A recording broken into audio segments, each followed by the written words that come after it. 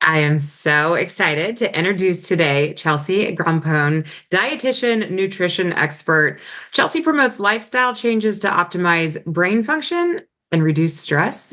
Yes, please. And just so excited to have you today to speak over our audience on ADHD and for any of those individuals who are going, I feel like my ADHD is really affecting like my health and fitness journey. It feels like there's these components that seem to work for other people, but they're not working for me. And so I'm excited to have you, Chelsea. Welcome. Hi, thanks. I'm so excited to be here.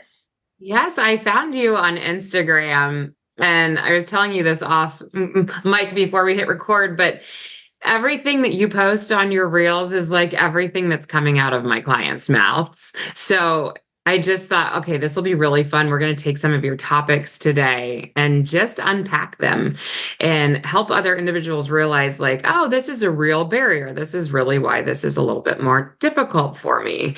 So, you up for the challenge today? Absolutely. Let's dive in. Okay, perfect. So I think the best place to dive in is actually the start of your journey. You had a moment that you mentioned unexplainable challenges leading to ADHD diagnosis for you, stuff like difficulty completing tasks, severe periods of social anxiety, extreme mood and energy shifts, and there was more on there. But I just wanted to kind of start with your journey. And my question is, when did you get diagnosed? And like before, after becoming a dietitian, I want the whole path here. Yeah, absolutely. So obviously that's a detailed path, but a bit of a summary. So growing up, I'm the youngest of five. I have four brothers. I'm used to being with a bunch of different types of people, but I always felt a bit like an outsider. Even with my closest friends, I was over analyzing every relationship that I had, every experience that I had, and really didn't know why I felt that I was trying so much harder than everyone else. And that being at an academic level, but also at just a relationship standpoint. So I felt that I was constantly up here, just over analyzing every single thing that I was doing. And it really removed myself from being present. So with that, I already had a struggle, but I very much compensated with humor, sarcasm. I have a very dry humor, and I found at a young age that it was well appreciated. So I leaned heavily into that, which usually is great, sometimes not so much. I had to kind of curb that as I got older for being appropriate. As I was getting older, I knew I wanted to be in healthcare. So that was one thing. I really wanted to help people. So it was, to me, how can I do that? And how can I also bring in things that I love? So for me, I looked, and I love food. I'm from a big Italian family. I've always had just such a great relationship with food. And I was wondering, how can I incorporate that? And then I found out that there was an entire science behind the relationship of food and the human body. And I was in, I think, early high school when I discovered that. And I said, yeah, that's awesome. I can talk about food all day long and help people. That's like, it's for me. And I was very fortunate that as I learned more about it through college, that I just stuck to the path. So I'm very happy that that was something that I became passionate about and really enjoyed. And especially as an athlete for most of my life, I was so obsessed with the relationship of, oh, well, when you have this, do you perform better? When you don't have this, do you perform better? I was like a mini experiment. But for like elite athletes, I was curious about their process and would research that a bit. So that's getting into dietary love. And so I excelled a bit with nutrition because I was just so interested in it. And I found that that was much easier than all of the various things I was required to learn growing up, where I really found myself going home studying so much more than everyone else just to get by. So very much B's and C's, where all of my friends were excelling in AP classes, things like that. So when I got to college and I went to Penn State, love Penn State, we are, I started really seeing where I could excel and focusing on various things, becoming close with my professors, assisting in projects with my professors. things along those lines. And it wasn't until actually about a decade later that I was really pursuing what was going on with me beyond my career. Because I felt professionally so confident. I felt like I could really be in the moment. I didn't feel the stress that other people felt in my job. And I think it's because there's such a clear path, right? Like when you know what you're doing, there's so much structure. You can really excel. But then that relationship piece was still so crippling to me that as I was getting older, and then obviously COVID hit also, I was going into these social environments with so much anxiety that I was having full blown panic attacks. And this is at dinner with friends. So it didn't make sense to me. And I had a wedding coming up. And the thought of a wedding with this social anxiety was so awful. So that's when I started really pursuing a diagnosis, a solution. I didn't know if it would be medication, therapy oriented.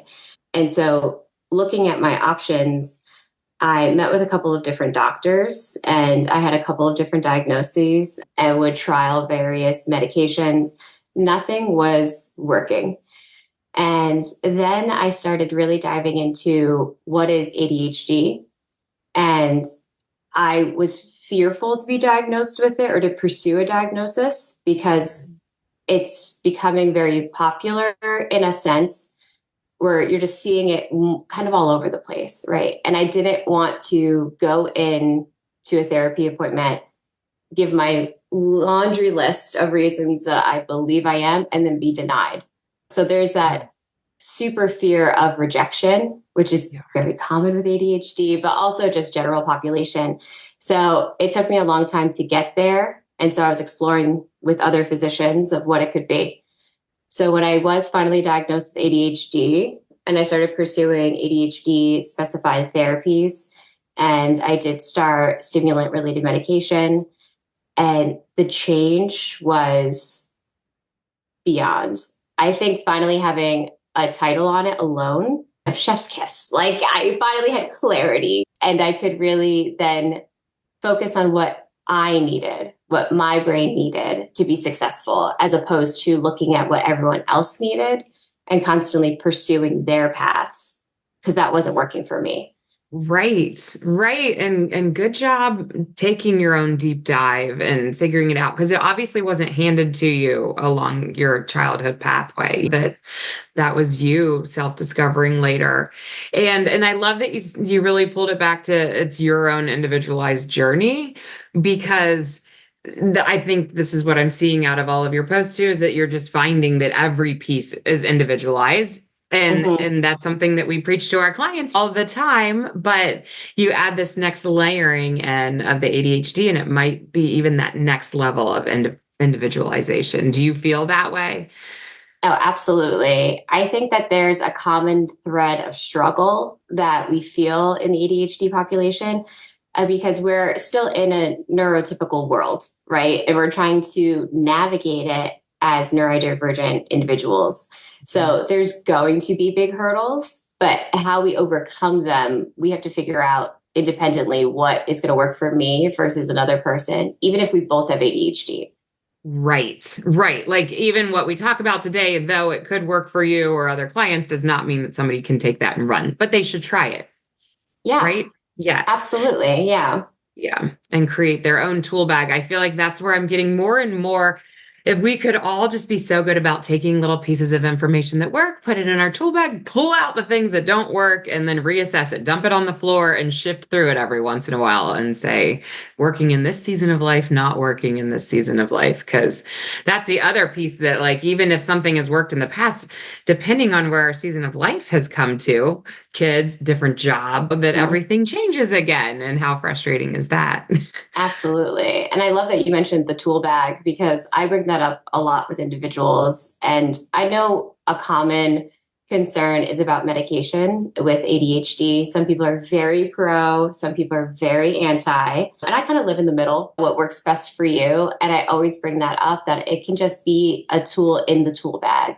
It's not replacing all of the skills that you need and all the work you're going to do, but it might help. I always love keeping that as just something in the bag, but you don't have to get rid of the bag. By all means, keep building the bag.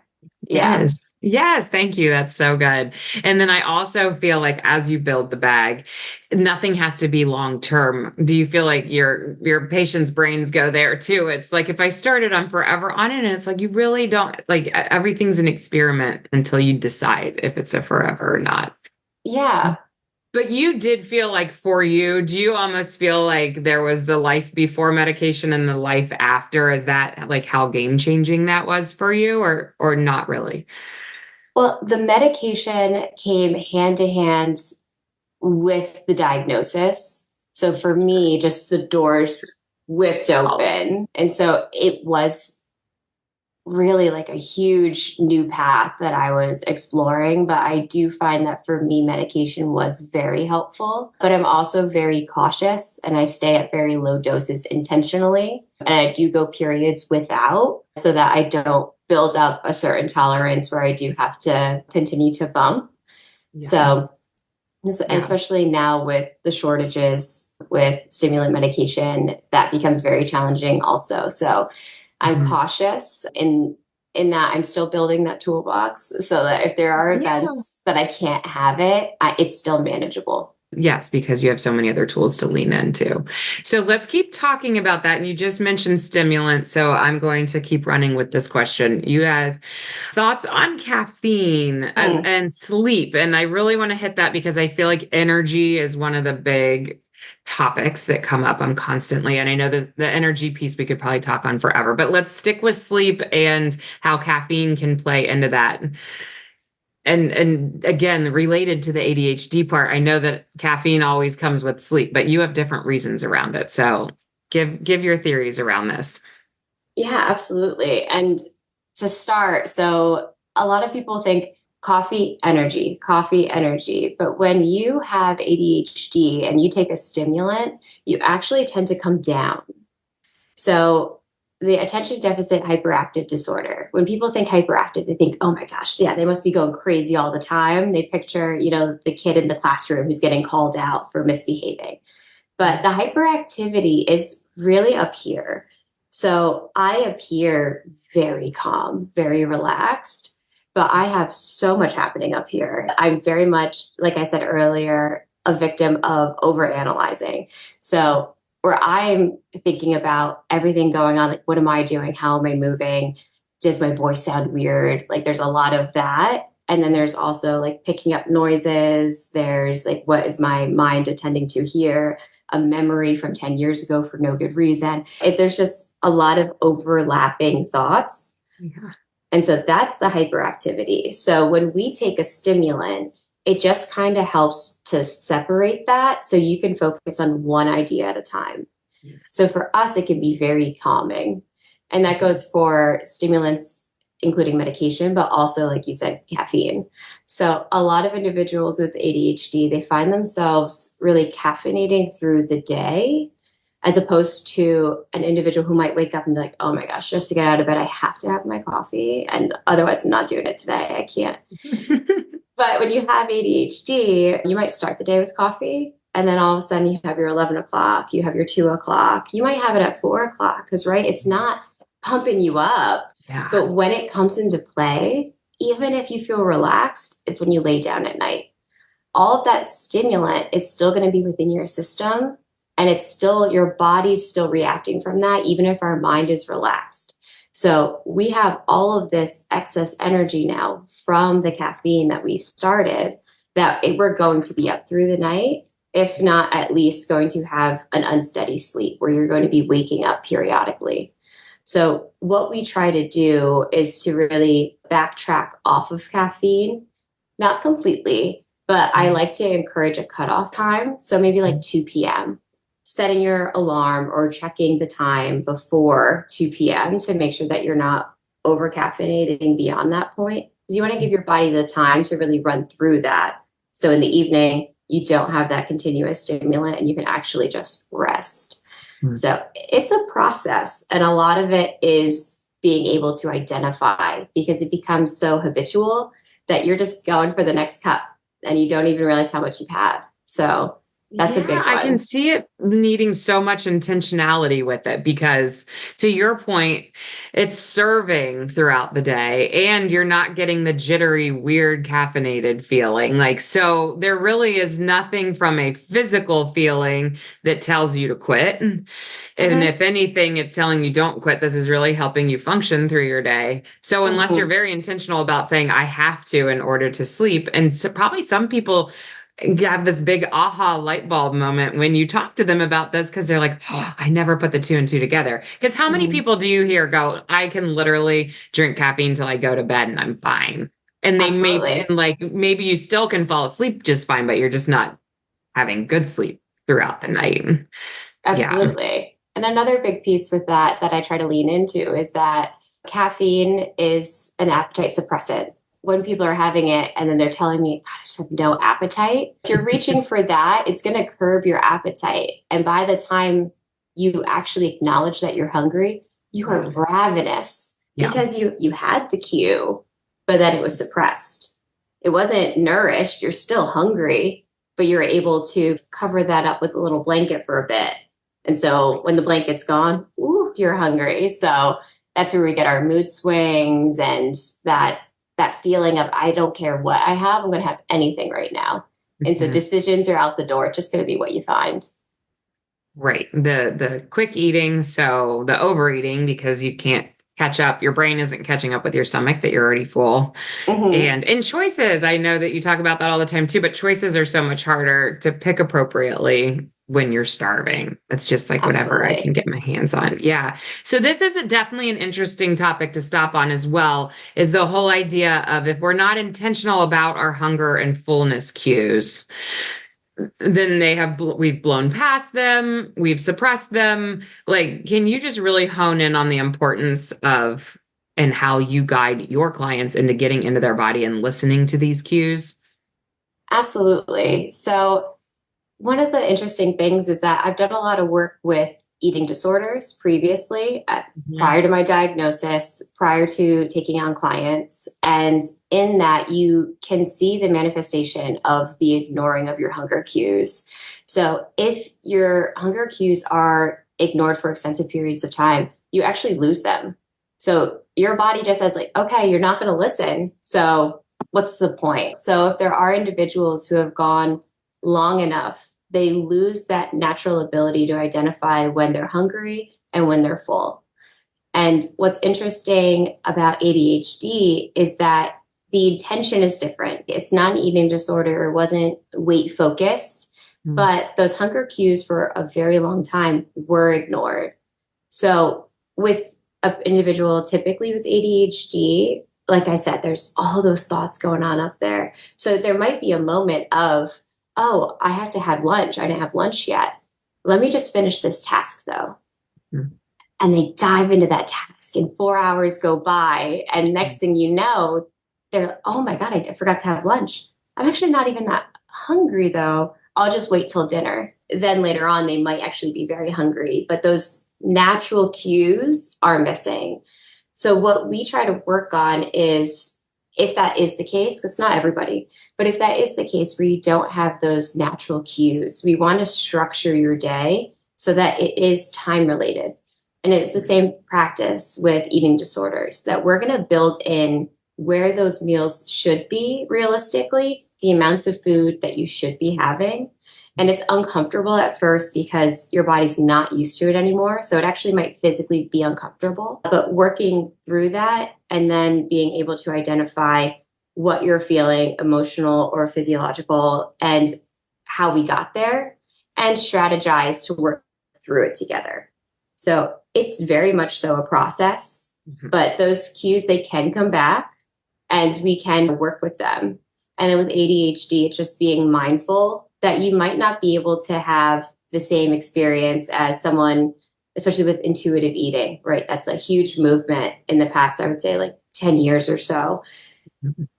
As someone with ADHD is not going to have a traditional intuitive eating because we're not as capable in a sense to have a neurotypical sit down meal. We're going to have other things that are going to grab our attention, and that's fine. So typically, for an example, it's frowned upon to stand while eating, right? You should be sitting. You shouldn't have a TV on or any distractions. You should be able to engage with the meal that you're having.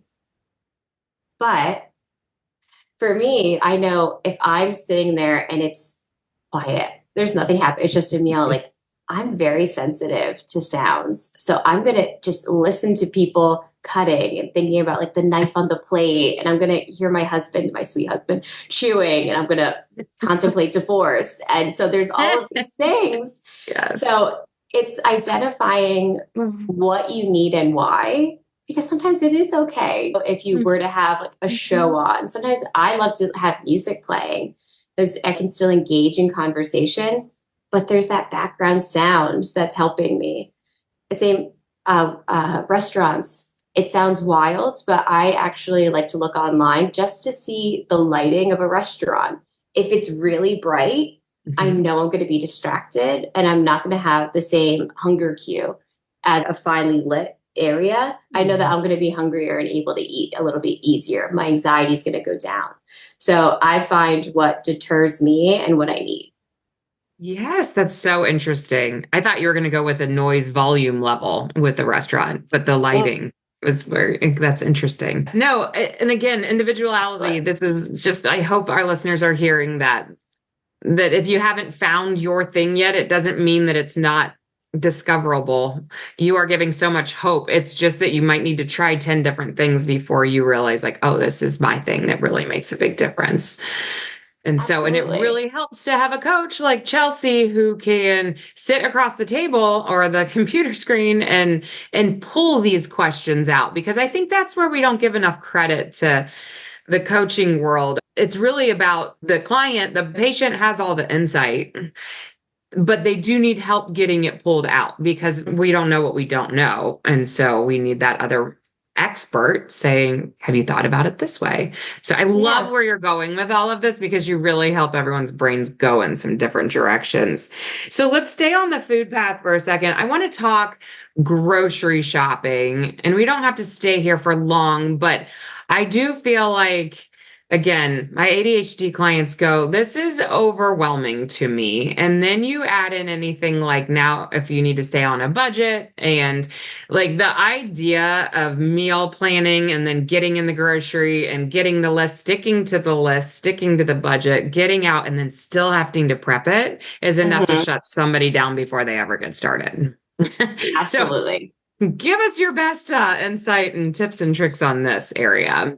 Yeah. So one of the first things I just wanted to say was because I had a client recently, we had this conversation. And it was really eye-opening to her. I said, I don't meal prep. I said that, you know how on Sundays everyone whips everything out, they cook everything for the week. I don't do that. I was like, that to me, overwhelming. I know on Wednesday, I'm not going to want what I made on Sunday, and it's just going to go to waste in my fridge. So I think that's part one of thinking, okay, I'm going to have this big day. I'm going to go to the grocery store. I'm going to get all of these foods. I'm going to get home, I'm going to unpack them, I'm going to chop them, I'm going to cook them, I'm going to prep them. Oh my God, that sounds awful. I want no part in that. Yes. So usually what I kind of encourage is going in, because I've also tried the lists. Lists don't work for me. I always forget that I even have it. My phone stays in my pocket and I just wander around aimlessly. So I get into a repetitive nature because we love routine. As challenging as that sounds with ADHD, a lot of people think that we can't have routine, but your mind loves the process of walking in somewhere and knowing exactly what it's got to do because it's done it 50 times. So it doesn't have to think anymore. And that's kind of what I like to get my clients to. So we walk in, first of all, don't go on a Sunday. I like to encourage finding an off day. I typically do Tuesdays. If I walk in on Tuesday and it's crazy, I will come back on Wednesday. I am easily overstimulated if there's a million people. So the first thing I do is honestly just check how long the line is. You know, if it's already wrapped around, I go to Trader Joe's. They have the person at the back of the line with the sign. Line starts here. So no, thank you. That's okay. I will return. But finding the day that works for you. Have you ever gone grocery shopping on a Friday night? Very rarely, but it's probably empty. It is a delight. I'll tell you, there is nobody in there. It's almost luxurious because you can really take your time. Because there's something about feeling like you are rushing people because there's a lot of people. Like you don't want to get in the way, you don't want to explore the aisle. And so it kind of takes that fear away of getting in other people's way. So you can actually just learn to enjoy the experience. Because grocery shopping doesn't have to be scary. It inherently is, but does not have to be. So going in, I like to encourage breaking down into, little like buckets. Okay. So what do I have for proteins? Right. And I usually go like 2 to 3 proteins. What do I have for carbohydrates or starches? And I get 2 or 3 of those. And then I like to get about probably like 2 veggies, 2 fruits, and then you have your extra stuff, milk, eggs that you're going through. But after you get your pantry staples, and that's what I typically work on early on of things that I always have so that I can always make quick meals because these are the extra ingredients I grab in. Then each week is easy because you're just getting those couple of proteins, you're getting those couple of starches, you're getting just your fruits and veggies. And so that Yes. all becomes very easy. And I very much encourage the frozen aisle, huge on that. A lot of people are fearful of it. They think that's a lot of ultra processed foods. I'm not even going to look over there. But there's also a lot of very easy things you can add in that make your recipes so simple. Even just frozen vegetables. So people think frozen vegetables are inferior to fresh, and that's just not true. Because if you're flash frozen, you have to think it comes off the farm, it is cleaned, it's frozen, and then it's coming to you. That timeline of the nutrient removal or deterioration stops. Whereas a fresh vegetable, depending on where it's coming from, it's cut down, it's washed, it's put on a truck. How far is it traveling? Is it hot? Is it temperature controlled? And then it gets onto those shelves. And a lot of our nutrients are and our vitamins are actually water soluble. So you think about the water spraying, so it's all pretty, so that's actually leaching some of the nutrients off when it does that, because our vitamins, the water soluble ones, are going to come to that and come off. So not to say I don't get fresh. I usually mix. I get some fresh, I get some frozen, and I utilize both depending what I need. And then I don't have to worry about everything going bad if I don't use it. And then if I did use the fresh, I know I can jump in the freezer. I have additional items there. So you're making your kitchen so much more flexible for whatever is going to come on for that week, as opposed to sitting down Sunday, planning out every recipe you're going to do, and then going and getting it, coming back and getting everything done on Sunday. So we can really make it flexible for the week and really discuss goals that are going to encourage you to utilize whatever those things are that you got. No, that's so good. I'm going to just summarize for a second, but love that you started with enjoy. If we could just enjoy the process Yeah. of grocery shopping, enjoy the process of workouts, enjoy, like everything. If we could just start it with, do we actually like it? And can we make ourselves like it? So thank you. Yeah. That was so glorious that you started there.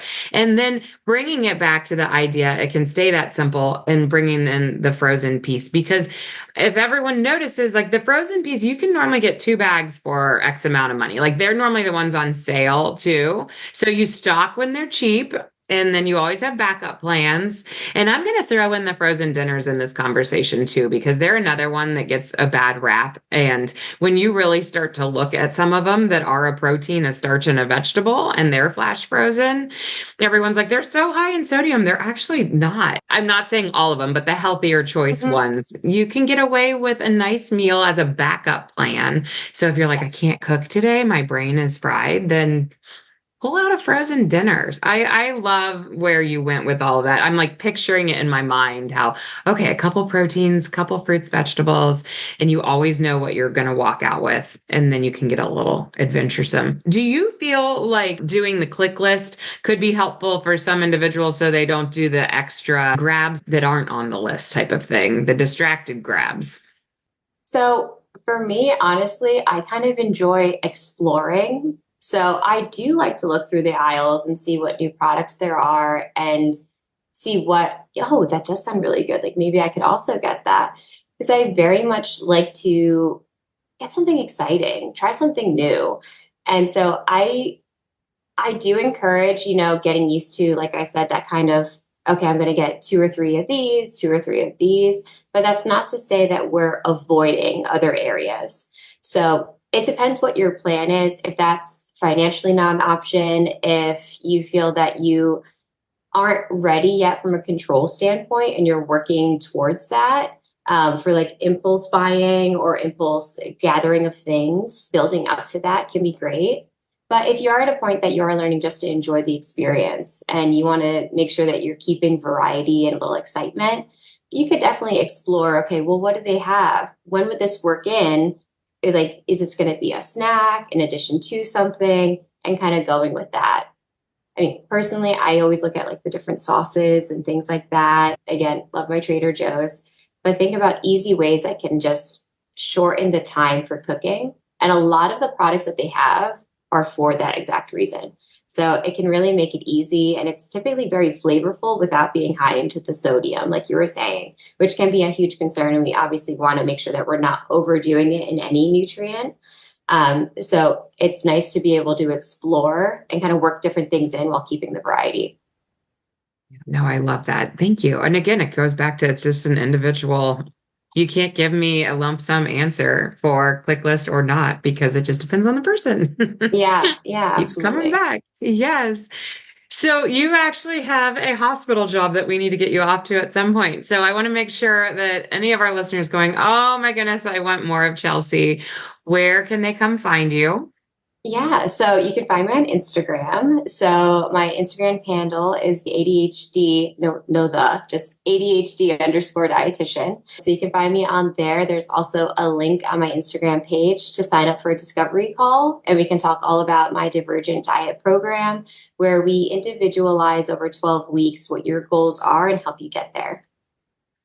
So good. And tools are out there. I don't feel like people take advantage of these discovery calls enough. I think they get nervous that, like, oh, there's going to be pressure. And it's not like take individuals, take experts up on these calls because it can be a great jump start, whether or not you would choose to move forward at that moment or not.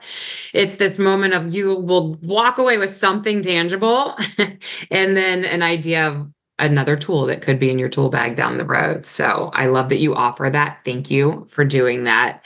Yeah. And one area that I feel like I can't let you go without talking about this is just how damaging it can be, this diet society messaging coming into our ears, where we can maybe get somebody finally settled and they can believe in their journey of health and fitness, and then the outside world gets them.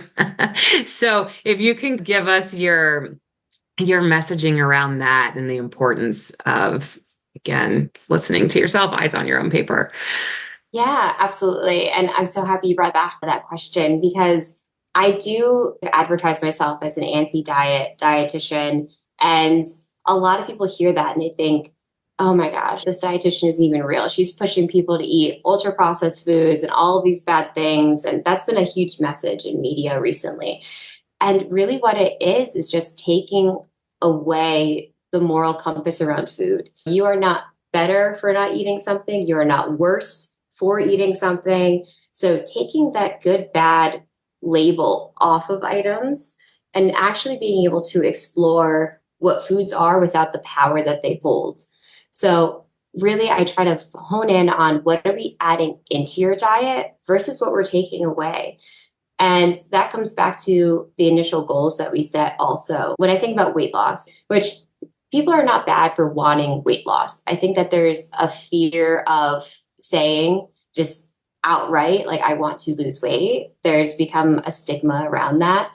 And I think it comes down to, okay, just tell me why. And getting into really the driving motivation that you have. Because if it's just a number, that's not going to cut it. Because that number, if you say it's 5 pounds, 10 pounds, 15 pounds, what happens when you get to that 10 or 15? Why is that the marker? And I always take scales completely out of the equation because there's so many other great things that you're going to feel through lifestyle modification that you're not going to see on that scale.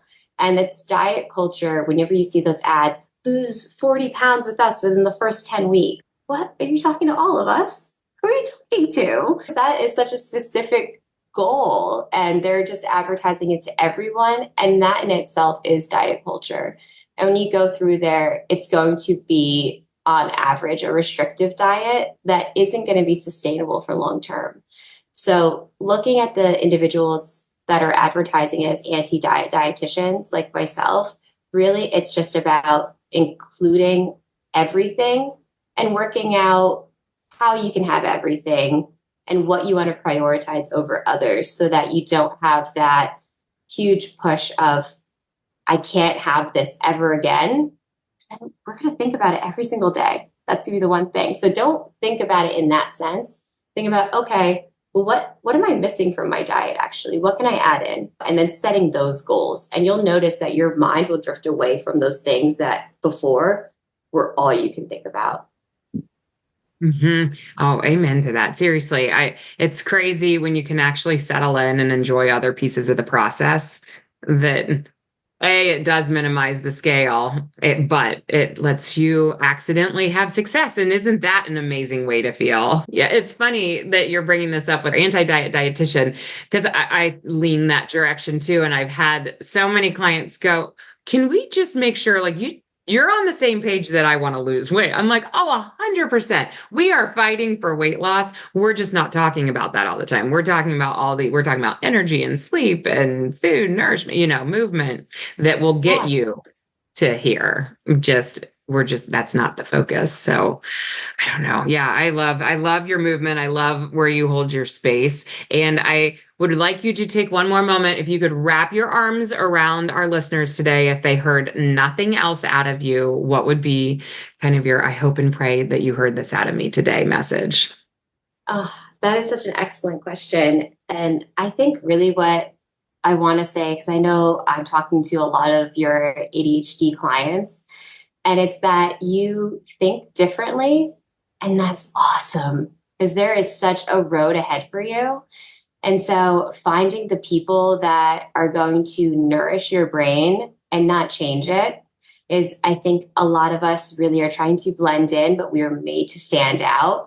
So finding the right people that are going to encourage that, that's going to be the path that you're going to want to take. So explore those new options, ask those questions, because you're going to find the people that are going to give you the answers you're looking for.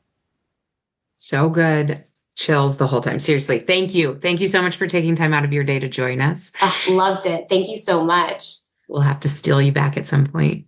I would love that.